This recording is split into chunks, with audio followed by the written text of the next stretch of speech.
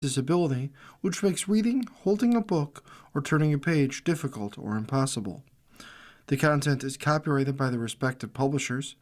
For more information, please visit us on the web at nfradioreading.org. Dzień dobry. This is Joanne Yanitsky, and for the next hour, I'll be reading from the June 4th, 2026 issue of the Am-Pol Eagle on the Niagara Frontier Radio Reading Service. I'm enjoying the heat. I hope everyone else is. I'm enjoying the good sleeping weather. Windows are open. Still haven't turned the air on. It's a good thing. We've got 12 pages to go through. Let's see how far we can get. I did see some recipes, so grab a paper, pencil, recorder, something, whatever, if you're going to jot down any recipes or web pages or phone numbers or whatever it is.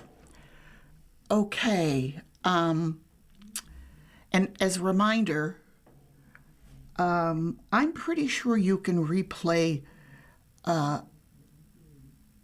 the radio readings put on by the Niagara Frontier Radio Reading Service if you go to their webpage. Now that I've just said that, I don't have the webpage in front of me. I'll get it before this is over. Okay, we have some photographs right on the front page. The first photograph is interesting because it looks like some kind of maybe construction site. Kids. Not sure what that's all about. Pictures of more kids and some adults and kids with cute unicorn balloon hats. Let's see what this is. Okay, the last day of school. A wonderful end-of-year picnic was celebrated by the Monsignor Adamski Polish Saturday School Buffalo at the Buffalo River Grove on May 30th. The day was filled with music, special balloon art by the Balloon Brothers, and delicious food prepared by Aaron and Kim Potts Pochevinsky of Potts Restaurant. Students, teachers, parents, and special guests not only celebrated the end of the school year, but also Dzień Dziecka, Children's Day. June 1st in Poland is known as a Kids' Day. The holiday emphasizes the importance of childhood, needs of children, their protection, and well-being. I've never thought about it. We have Mother's Day, we have Father's Day, we have Grandparents' Day. We don't have a Kids' Day in this country.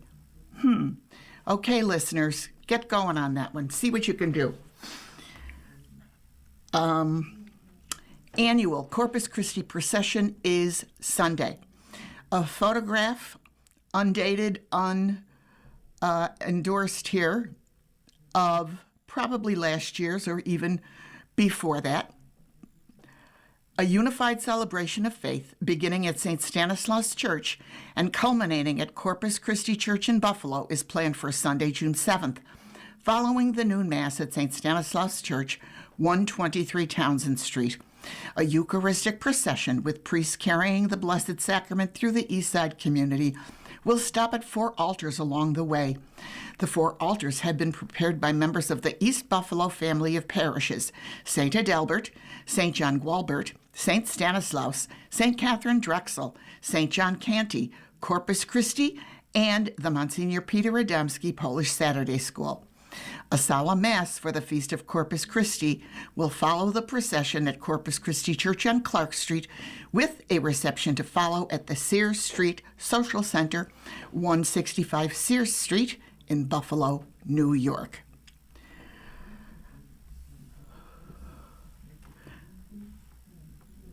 Inside the DNA Hunt for Poland's First Kings.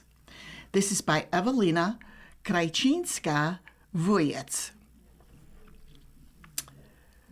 For more than a decade, Polish scientists have been piecing together a genetic puzzle buried beneath churches, crypts, and forgotten royal tombs across Central Europe to trace the biological origins of the Piast dynasty, the family that founded the Polish state more than 1,000 years ago.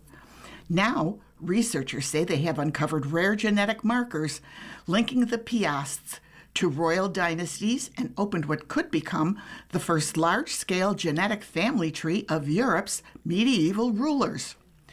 Quote, "The genetics of the Piast dynasty is one large and complex mosaic which we will continue to reconstruct in the coming years," says Marek Figlerovich, who leads the project at the Institute of Bioorganic Chemistry of the Polish Academy of Sciences. The team's latest findings, published in the scientific journal Nature Communications, combine genetics, archaeology, anthropology, bioinformatics, and medieval history in one of the most ambitious attempts yet to reconstruct the genealogy of a European dynasty. The work began in 2014 with an enormous search effort. Researchers identified around 340 possible Piast burial sites from historical records. Most, however, no longer contained usable remains. After years of verification, scientists collected skeletal material from 33 individuals buried in 8 Piast necropolises. 10 were definitely identified as members of the dynasty. Among them were Conrad I of Masovia and his descendants, whose DNA became the oldest reliable genetic reference point for the Piast paternal line, as well as Dukes Stanisław of Masovia and Janusz III of Masovia, the final representatives of the Masovian Piasts. The Piast Y chromosome, passed down through the male line, belongs to a rare haplogroup scarcely found in the modern world. Archaeogenomic databases have identified it in only a handful of earlier individuals from what is now France, the Netherlands, and England, as well as in a Viking buried in Britain during the Piast era. But the scientists also identified maternal genetic lines linking the Piast to more than 200 members of Europe's royal dynasties, including the Rurik dynasty, Gedyminid dynasty, Arpad dynasty, Przemyslid dynasty, Habsburg dynasty, and Hohenzollern dynasty. Quote, "Contrary to popular belief, we know relatively little about the genetic genealogy of any medieval European dynasty. Similar data to ours have previously been collected for only a few cases. Richard III, 2 members of the Arpad dynasty, and data for 1 Rurik dynasty members have also been published. It is worth noting that all previous studies focus on single individuals. The difficulties that arise in this type of research are twofold. First, we must be certain that the remains in question belong to a specific historical figure and have not been mixed with the remains of another individual over the centuries. Secondly, in the case of individuals, we can never be certain whether the identified genetic traits are representative of the dynasty from which they originate," Figlerovich says. With only 10 confirmed Piasts, the researchers say they have already laid the foundation for a continent-wide genetic map of Europe's medieval elites. Quote, "This shows that the Piasts were genetically and probably culturally extremely connected to the European aristocracy. One could say they were immersed in Europe. The wife of one Piast was from Ruthenia, another from Denmark, a third from Germany, a fourth from Bohemia, and a fifth from Hungary. This demonstrates a pan-European genome that characterizes the ruling families of Europe at the time. The genetics of the Piast dynasty is one large and complex mosaic, which we will continue to reconstruct in the coming years," the scientist says. The next chapter of the search is likely to unfold on an island in Lake Lednica, believed by many historians to be the probable site of Poland's baptism in 966. Quote, two cemeteries functioned on the shores of this lake during the Piast era. Therefore, we can assume that there were two settlements located relatively close to each other. We assume that if the Piasts lived there, then, knowing the customs and way of life at the time, they must have participated in the genes of the surrounding population, Figlerovich adds. Researchers now want to know whether the rare haplotype marker appears among ordinary people buried around Lednica. Quote, if it does appear, we will be certain that the early Piast dynasty already had it. If it does not, we will begin to doubt whether the haplogroup occurred among all Piast dynasty members, the researcher admits. The team also plans to reanalyze remains believed to belong to Władysław I, Herman and Bolesław III Wrymuth using newer DNA techniques unavailable during earlier studies.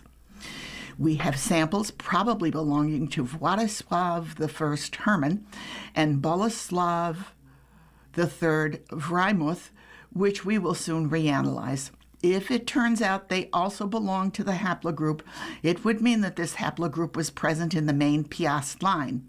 However, based on these data, we still will not be certain about the first Piasts because to do so, we would need genetic data from Bolesław the Brave or Mieszko I, which has not been possible so far, Figlerovich says.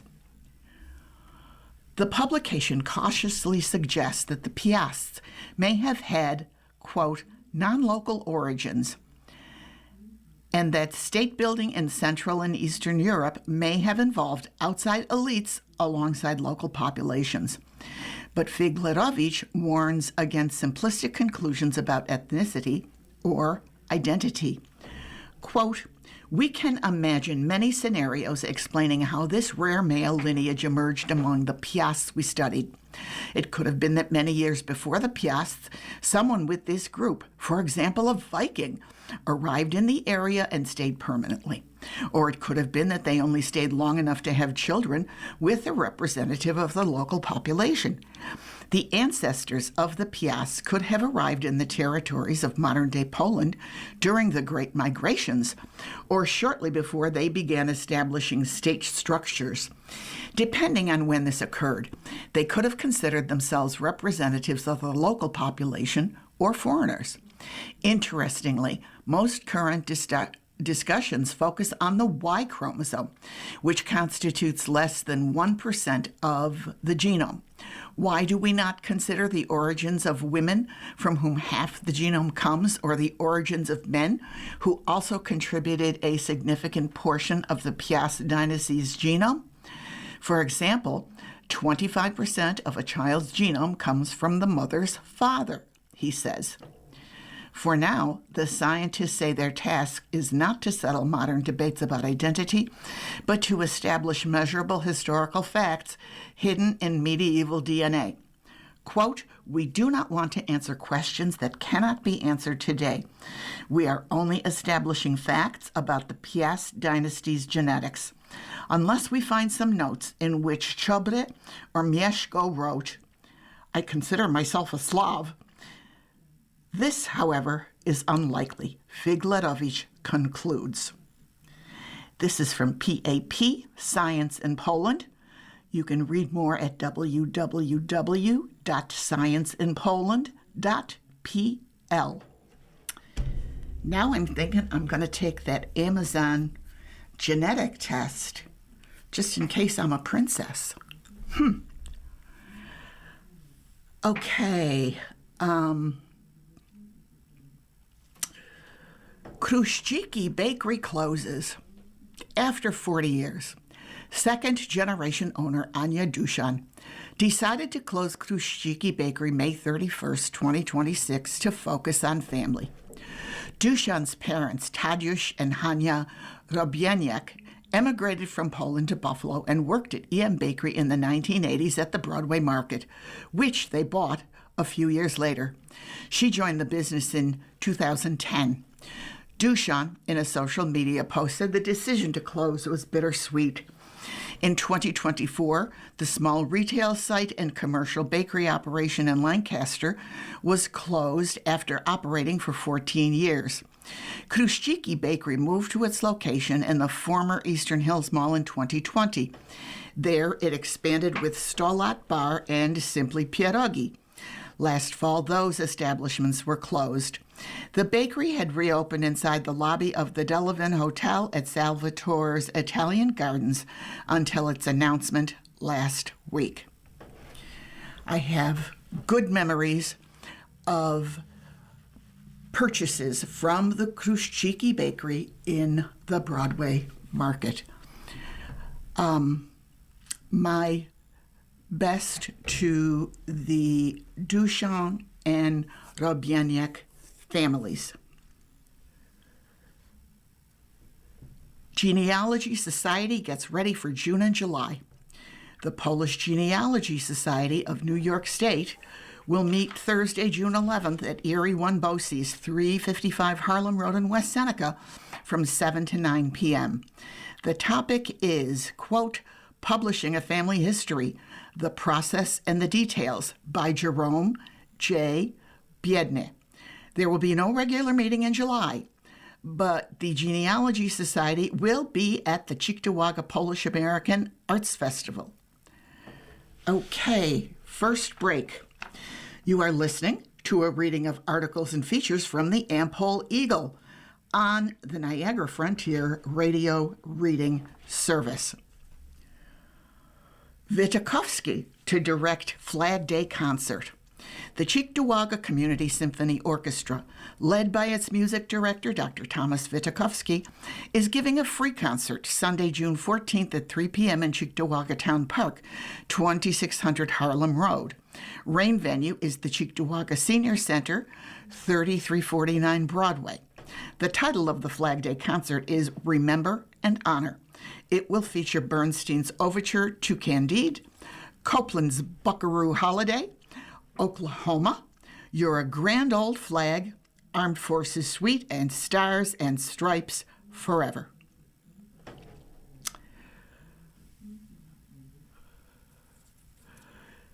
Summer Serenade is set for Sunday. The Amherst Chamber Ensemble's orchestra, led by its music director, Dr. Thomas Witkowski, is giving a free concert, Summer Serenade, on Sunday, June 7th at 3 p.m. in the Trinity United Methodist Church of Amherst, 711 Niagara Falls Boulevard, just north of Longmeadow. The concert will feature Karlovich's Serenade, Walt Teufel's Au Revoir, Johann Strauss II's Overture to the Gypsy Baron, and Moniuszko's Concert Polonaise.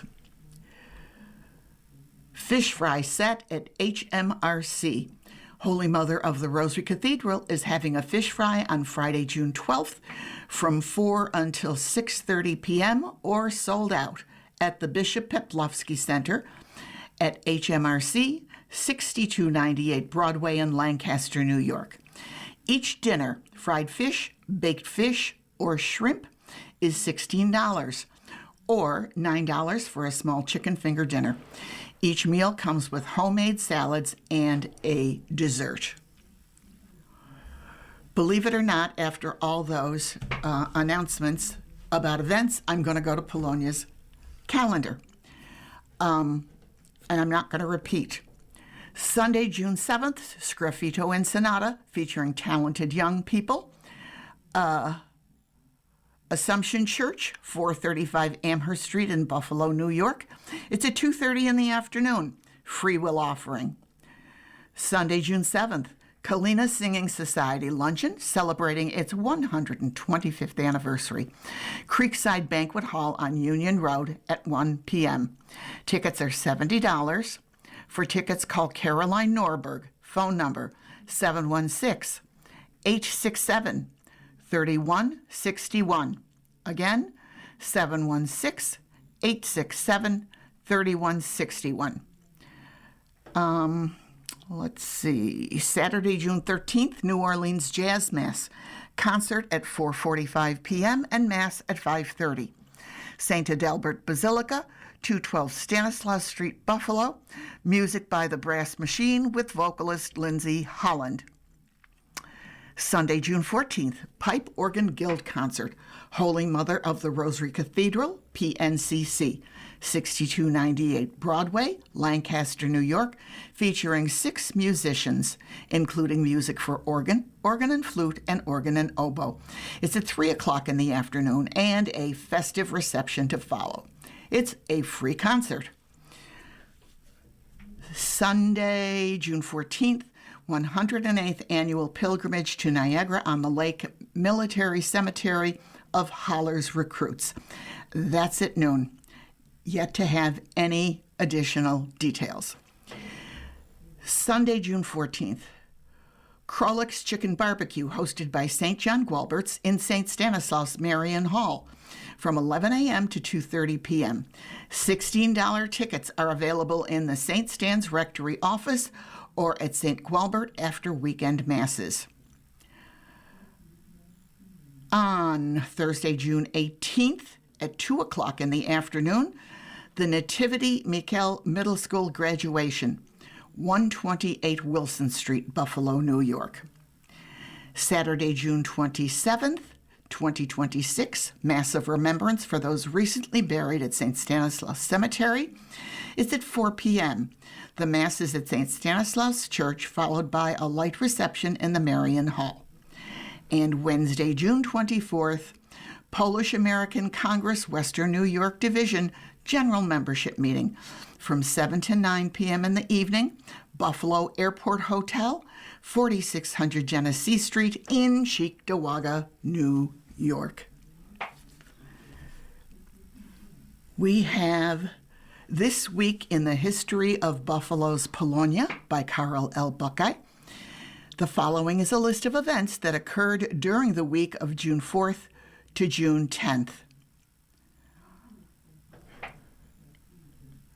June 4th, 1882, a team of Polish athletes competes in a football match at the Welch Boarding House. This event was the earliest recorded participation by the Poles of Western New York in a football competition. Go Bills! June 8th, 1872. One day after his ordination, Reverend John Pittas met with Polish Catholics for the purpose of establishing St. Stanislaus Church, the first Polish parish in Buffalo. June 9th, 1898, St. Stanislaus Church concludes a 2-day celebration of its 25th anniversary. 3,400 students attend a special celebration for school children. Polish priests from across the United States attend an anniversary mass. Thousands enjoy a parade with at least 5,000 marchers. June 9th, 1905, the pastor of St. Stanislaus Church, the Reverend John Pittas, accompanies Archbishop Albin Simon for a meeting with President Theodore Roosevelt at the White House. The Archbishop was visiting the United States as an envoy of the Pope to investigate conditions among Polish Catholics. June 10th, 1906, dedication of Holy Mother of the Rosary Cathedral on Sobieski Street in Buffalo.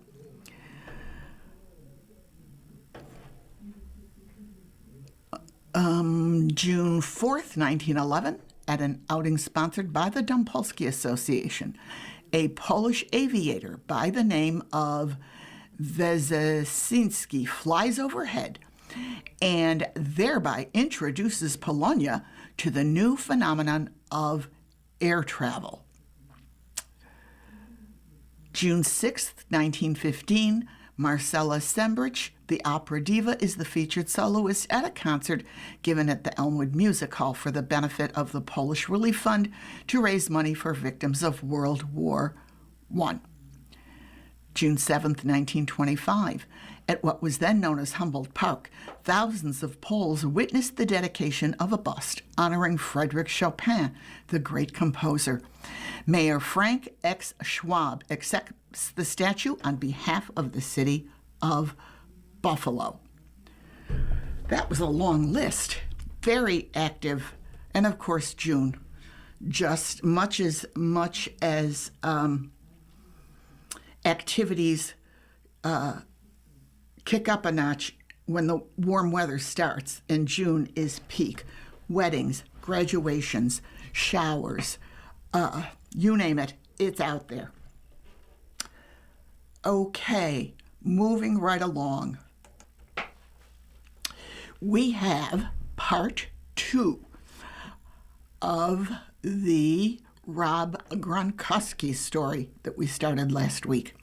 And this is from Tom Tadapachki and Polonia Pressbox. There is a photograph of Gronk. He's got Gronk Fitness on his shirt. He looks quite stern in this photograph. It's just a small black and white photograph, but either he's trying to look tough or he didn't want his picture taken. Okay, Gronkowski enters Polish-American Sports Hall of Fame. Part 2.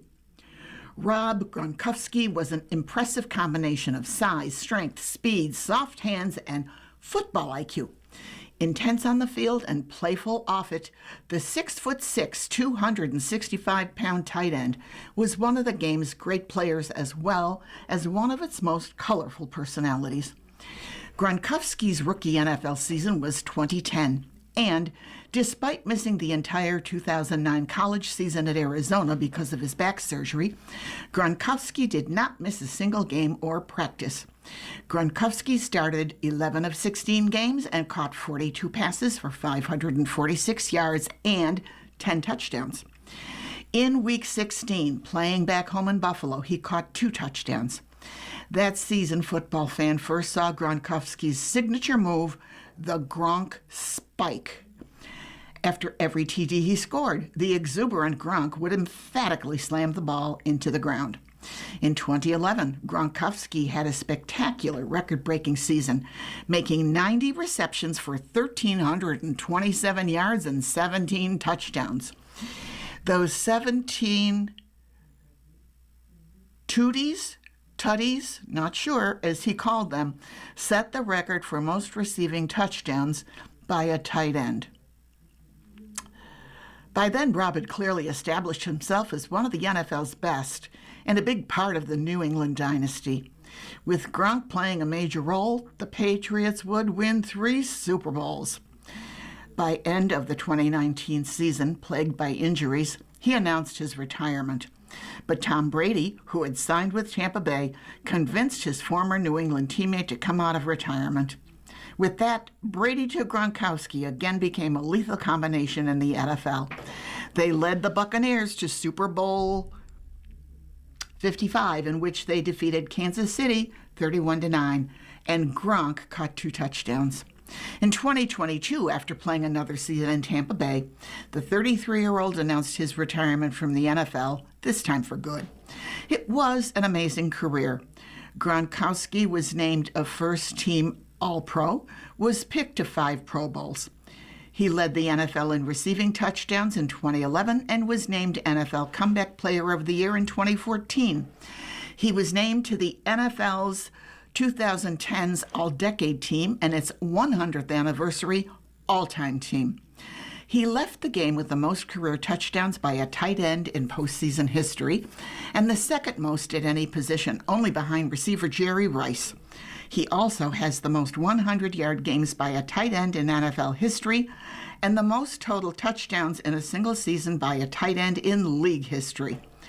Gronkowski's 92 total career touchdowns are 12th most in the NFL history and 3rd most at the tight end position behind Antonio Gates and Tony Gonzalez.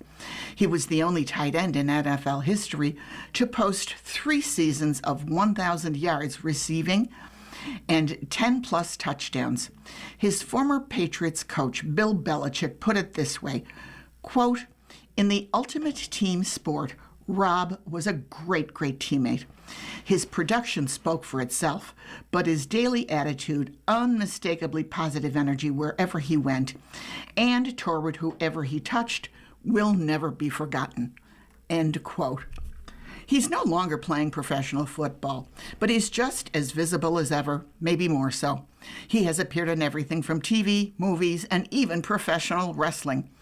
Among his business endeavors, Gronkowski and his 4 brothers also operate Gronk Fitness. He's been active with various charities as well, including the Gronk Nation Youth Foundation, which is dedicated to helping kids stay involved in school and sports.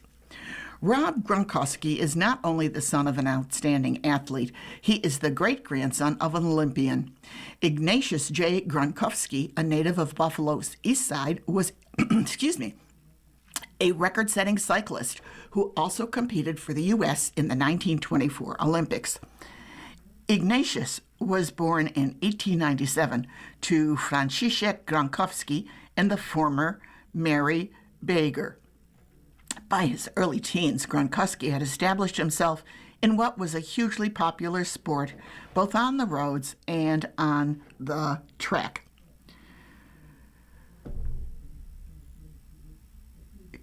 He was best known for his receiving, but Rob Gronkowski was a devastating blocker. Indianapolis Colt Sergio Brown found that out in a 2014 contest. After taunting the tight end throughout the game, the safety got his comeuppance in the fourth quarter. Blocking on a touchdown run, Gronk plowed into Brown with force, driving him through the end zone and out of bounds to where the cameras were set up. Quote, "He was just yapping at me the whole time," Gronkowski said after the game. "So I took him and I threw him out of the club. I was the bouncer, picked him up and tossed him out of the club on that one touchdown. So that was perfect."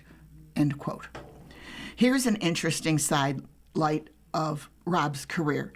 In a 2014 game between the Patriots and Oakland Raiders, every single point in New England's 16-9 victory was scored by a player with a Polish last name ending in Owski.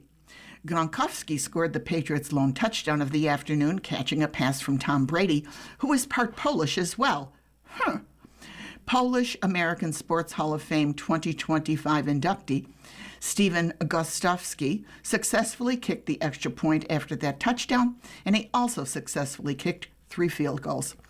Sebastian Janikowski, the Polish-born kicker for the Raiders, was 3 for 3, kicking field goals to account for all of Oakland's points. How about that one? Still doesn't beat 51-3, just saying. Next break.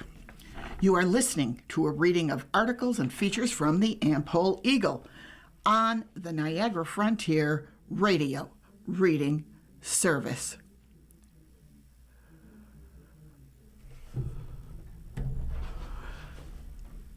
PBW Scholarship Dinner honors student achievement and celebrates community. We have some photographs. There is Kathy Carr, jazz vocalist and owner of Matt's Music in North Tonawanda. She's on the keyboard and she is singing to entertain the guests. Another photograph, and this is actually a photograph of photograph. There's a photo of Kathy Carr at age 5, and it's a photograph of her with her accordion. And then there's a separate photograph of her father in his Navy uniform with his accordion, and he's with Lawrence Welk on the Lawrence Welk Show. Wow. Finally, there is a photograph of PBW board member Mary Zuk-Domansky and John Bankowski doing a little, I'm going to guess it's a polka. What else could it be? Okay. This is by Dawn Miszka, the Polish businesswomen's historian. The professional and businesswomen of Polonia celebrated academic achievement, cultural heritage, and community services during its annual scholarship dinner meeting at Clock's Banquet on May 28th. A big thank you went out to our scholarship committee, Barbara Wetzel, Dolores Palczewski, Christine Palczewski, Anne Szczesny, and Connie Branaszewski for their hard work in choosing a winner for this year's PBW scholarship. PBW board members Joanne Lewandowski, Terry Tucholsky, Mary Domansky, Barbara Vetzel, Renee Harshevsky, and myself were also recognized for their commitment and services throughout the year. This year's scholarship recipient was Hope Yarachkas, who is completing her freshman year at Villa Maria College. She is pursuing a degree in business administration and has maintained an impressive 4.0 grade point average while working part-time in the school's admissions department and participating in the campus ministry program. Hope said her ultimate goal is to use her education and talents to help others. Deeply connected to her Polish heritage, she enjoys sharing Polish traditions with her friends and classmates. Among her favorite activities is preparing traditional Polish foods with her family, like pierniki, pierogi, kielbasa, and sour cream salad. Her absolute favorite Polish pastry to eat and make is kruszczyki. She enjoys cooking with her grandmother, Barbara Nikonowicz, and hearing the stories from her grandfather, Jesse Nikonowicz. Quote, coming over on the boat, end quote, to the U.S. During COVID, she and her mother Maureen organized a unique challenge by delivering a pound of butter to family and friends, encouraging them to create their own butter lamb for Easter. Sister Rose Samansky's dinner prayer was a beautiful and inspiring reflection on the values we celebrate. Life, gratitude, lessons, and memories of the past and promises of the future. Following dinner, we enjoyed a lively performance by Kathy Carr, a well-known jazz vocalist and pianist known for her distinctive voice and her rich, soulful performances. Kathy, who performs regularly with the popular jazz group My Cousin Tone and appears weekly at Tapo Restaurant in downtown Buffalo, entertained us with a mix of classic favorites and sing-along selections. Kathy is also the owner of Matt's Music, Incorporated in North Tonawanda, a family-owned music business founded in 1963 by her father, Matt Piotrowski, after he served in the Navy. Matt is an accomplished accordionist and singer, having appeared on The Lawrence Welk Show with his accordion in his Navy uniform. What began as an accordion studio has grown into one of Western New York's most respected music schools and instrument centers. Under Kathy's leadership, the business has expanded its music education programs while maintaining a strong commitment to community outreach and charitable initiatives. Matt's Music offers music instruction, vocal and performance programs, instrument rentals, repairs, and charitable initiatives that make music accessible to students of all ages. Between songs, Kathy shared stories and reflections that highlighted her lifelong connection to music and community service. The evening served as another reminder of the important role local artists and community organizations play in preserving culture, encouraging leadership, and bringing Western New Yorkers together. On June 27, 2026, the PBW is having a Mary Kay party at the Pink Palace in Williamsville. You must RSVP by June 20th if you are interested in attending. Phone number 716-491-8835. Again, 716-491-8835. The information about the September dinner meeting will be posted in the Am-Pol Eagle, and we'll watch out for that and read it appropriately. Okay, let's see what we got here.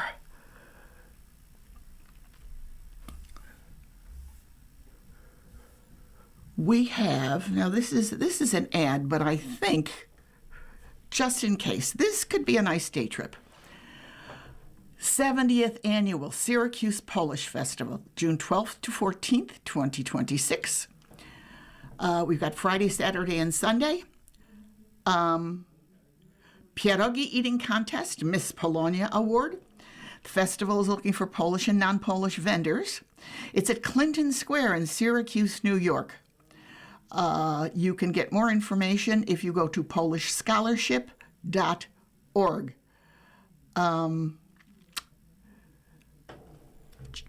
Syracuse is, well, I don't know where Clinton Square is, which side of Syracuse it's on, or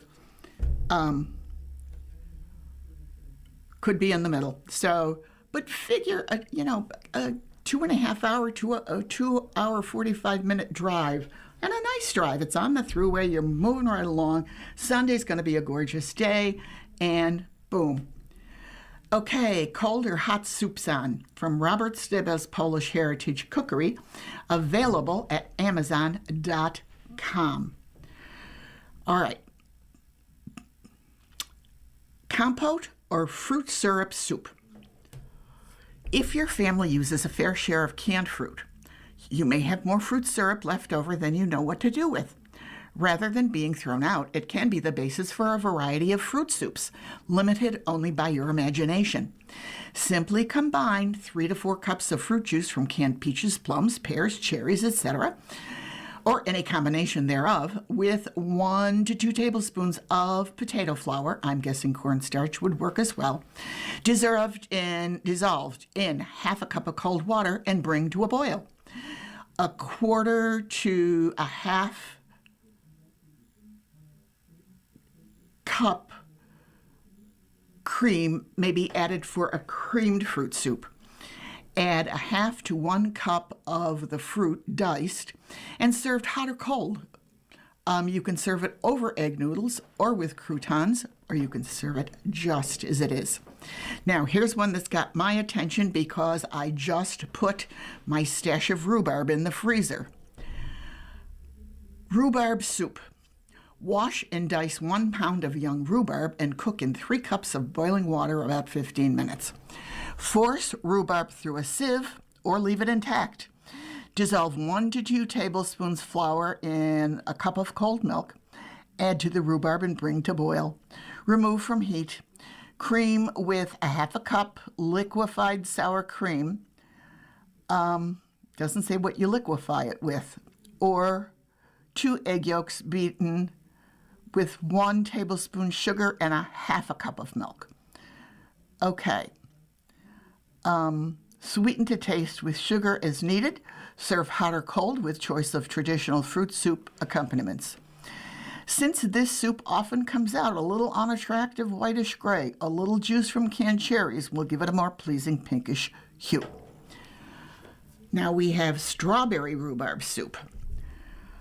Cook only a half a pound of rhubarb in 2 cups of water as above.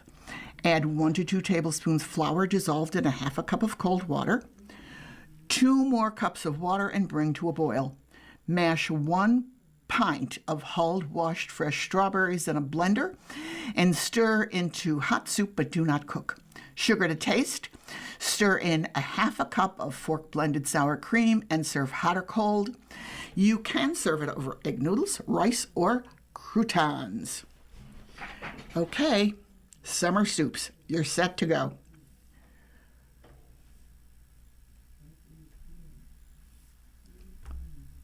Let's do Polkas on Tap. Sunday, June 14th, Welcome Summer Polka Dance, Potts Banquet Hall, 41 South Rossler at 3 o'clock in the afternoon. $10 at the door, 14 and under free. If you want to reserve a table, phone number 716-826-6575. Again, 716-826-6575. The New Direction Polka Band will play.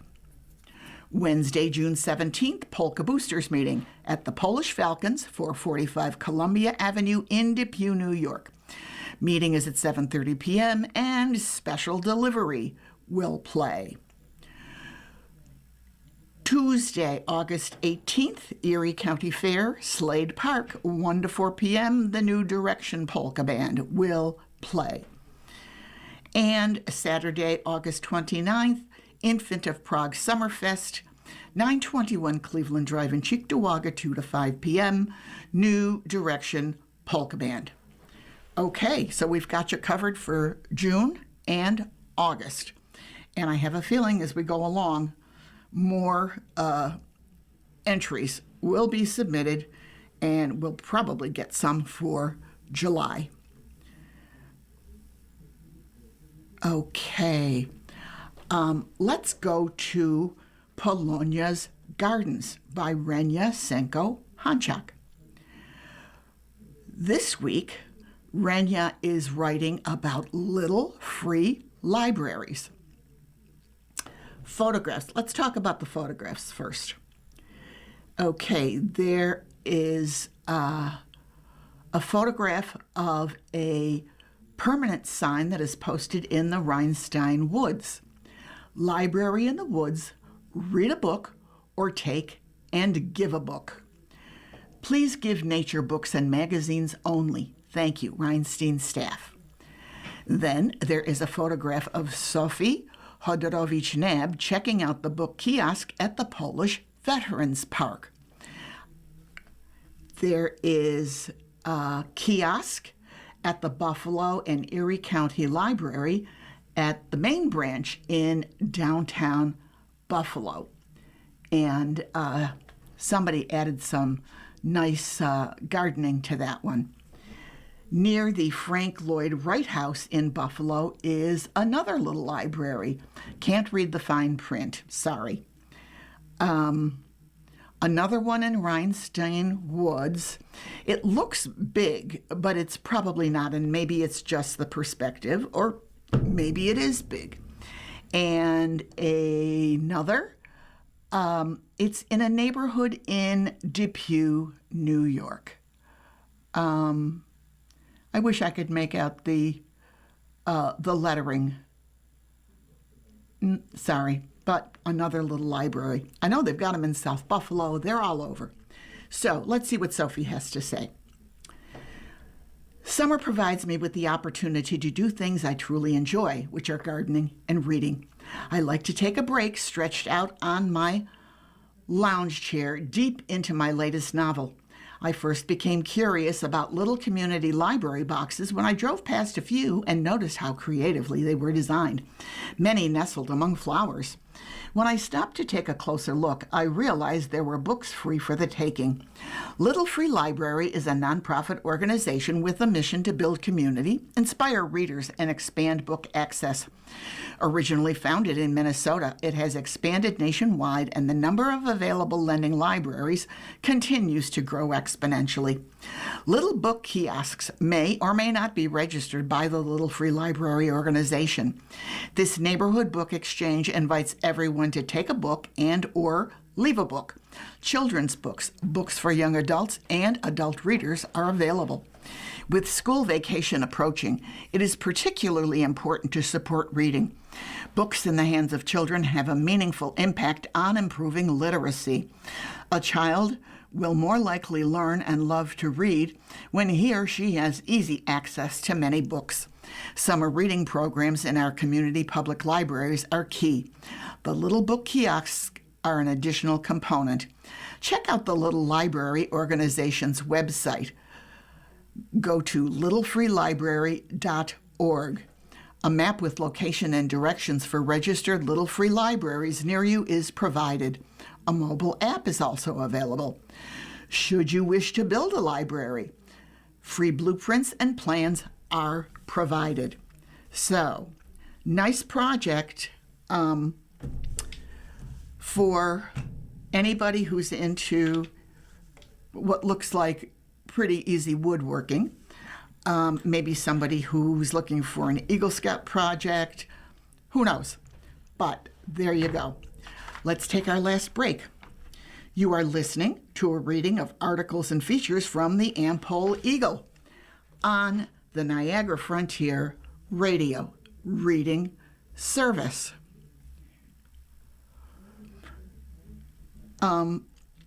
This next article is for another one from Science in Poland, but I have a feeling that if we looked for an article put out by the American Cancer Society, the information would parallel what the research is showing in Poland. Colonoscopy screening cuts colon cancer risk by up to half, 40 to 50. I'm going to guess that's the age study finds. This is by Aneta Pavlovska-Krach. And let's see if we can sort out what those numbers are. People who undergo colonoscopy screening can reduce their risk of developing colorectal cancer by approximately 40 to 50%. Okay, so it's not age, it was a percentage. According to the results of a major international study led by Polish researchers and published in The Lancet. The study followed nearly 85,000 people aged 55 to 64 from Poland, Norway, Sweden, and the Netherlands over a 13-year period to assess whether invitations to colonoscopy screening reduce colorectal cancer incidence and mortality.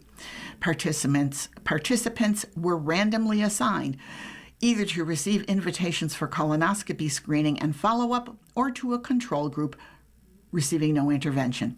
The study began in 2008. Researchers found that among all people invited to the screening, regardless of whether they actually underwent colonoscopy, the risk of developing colorectal cancer fell by 20%. Quote, "This is a significant result," Kamiński said. "If we could prevent 20% of these cancer cases in our society, that would be a significant improvement," end quote. Participation rates, however, remained relatively low. Only about 40% of invited individuals underwent colonoscopy. Quote, "In the group of people who underwent screening, the risk of developing the disease was reduced to approximately 40 to 50%. This is one of the greatest effects that can be expected from preventive measures in oncology," Kamiński said. Colonoscopy allows doctors not only to detect cancer, but also to identify and remove polyps, which can later develop into cancer. Quote, "A polyp precedes colon cancer by a few to a dozen years. During the screening, we can easily remove them, thus reducing the risk of the disease," Kamiński said. Quote, "The results of this study are surprising and different from the assumptions we made many years ago when designing the study. But this is not bad news, but rather very good news. According to the researchers, advances in cancer treatment over the past 2 decades have significantly reduced mortality from colorectal cancer across all 4 countries involved in the study." So, thank you to Science in Poland for this article. If you want to look into it further, you can go to www.scienceinpoland.pl. And if you want to find information about cancer screening in the United States, Google American Cancer Society. Pretty easy to do. And if you don't know how to Google, that's okay. Find someone to do it for you. Although, it's pretty easy. It's a good thing to learn.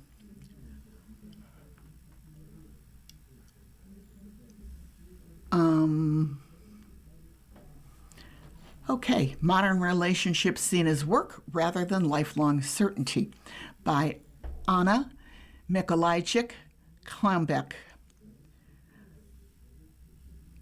Love is increasingly being perceived not as a permanent emotional state, but as a relationship that requires continuous effort, conscious commitment, and negotiation, according to Polish researchers studying modern relationships.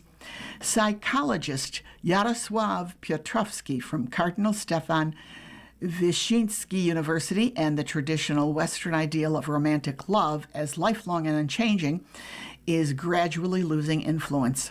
Quote, "We meet, fall in love, get married, and live happily ever after," Piotrowski said, describing what he called the former myth of romantic love. According to the psychologist, that model assumed that love remained constant and that any weakening of feelings indicated the absence of, quote, true love. He said contemporary attitudes toward relationships are shifting away from this approach. Quote, "More and more people are realizing that a relationship does not necessarily have to be lifelong, and that if we do not work on it, it will disintegrate." Petrovsky said, during the debate. Expectations in a Relationship Between Dreams and Everyday Life, held in early May at the John Paul II Thought Center. Referring to psychologist Robert Sternberg's theory of love, Petrovsky said, relationships are built on three components: passion, intimacy, and commitment. He noted that passion naturally weakens over time and argued that long-term relationships cannot depend solely on emotions. Passion has a very strong dynamic. It grows at the beginning of a relationship and then declines just as strongly. Commitment is the only component of love that depends almost entirely on our will. Researchers found that younger people are increasingly attempting to balance independence and self-fulfillment with desires for closeness and stability. If we want to be free, we have to forget about a sense of security. Interview participants also highlighted the importance of everyday. I just lost my page, my bad.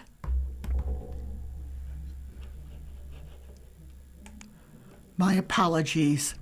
Interview participants also highlighted the importance of everyday practices of care, such as cooking together, creating rituals, and developing shared ways of communication.